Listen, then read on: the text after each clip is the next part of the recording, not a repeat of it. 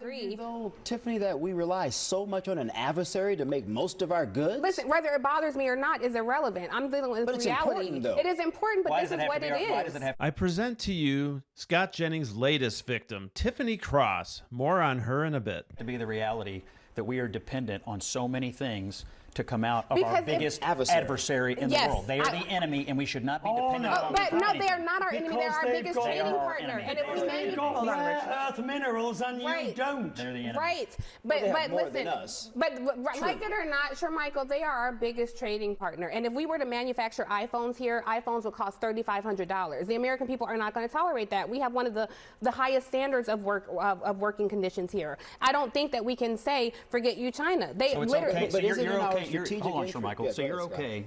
You're okay if we continue to put our own economic and national security future in the hands of our biggest enemy, because effectively they use slave labor to build stuff, and that makes it better for us?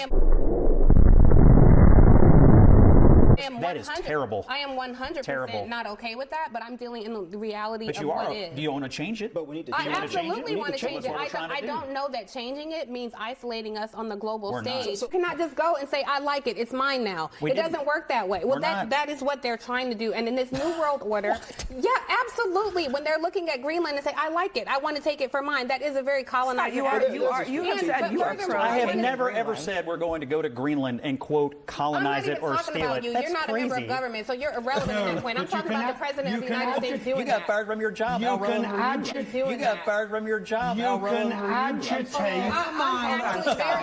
Scott, if you want to engage in personal insults, I don't, but you what do. you lack in a legitimate point, you make up for it in personal I don't. You do. personal insults. The point I am making is in this new world order, we are looking at countries, whether or not they're an adversary or ally, it is being determined on what kind of deal we can get. And we cannot govern, we cannot legislate that way. We are increasingly isolated on the world stage. No, we're not. So if you want to engage in personal insults, we're not if I were isolated. you, I would reserve that for your party, who is increasingly isolated. Out of the decision over at MSNBC not to renew the contract of host Tiffany Cross.